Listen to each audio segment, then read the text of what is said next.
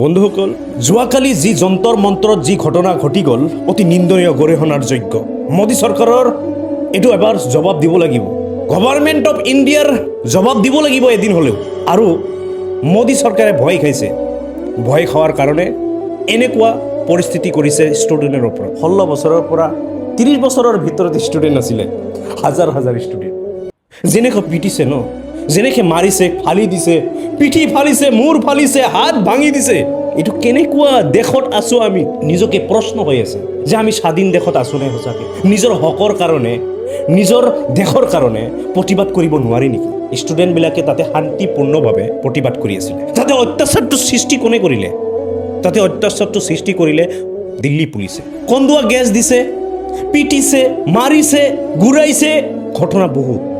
Social মিডিয়াত এইবোৰ বস্তু চালে আপোনাৰ চকুলো ওলাই যাব। মোদী চৰকাৰৰ কিয় চুপচাপ? আপোনাৰ এডুকেশ্যন মিনিষ্টাৰে এডুকেশ্যন বিভাগটো ভালদৰে চলাব পৰা নাই, সেইটোলৈ প্ৰতিবাদ কৰি আছে। বেলেগ কিবা কৰা নাই। নীট পেপাৰ লিক হোৱাৰ বাবে 22জনকে ষ্টুডেণ্ট ছুইচাইড কৰি মৰিছে। এই ছুইচাইডটোৰ ল'ৰা বা ছোৱালী যদি কোনোবা আপোনাৰ হ'লেহেঁতেন, তেতিয়াহে গম পালেহেঁতেন যে পৰিস্থিতিটো কি।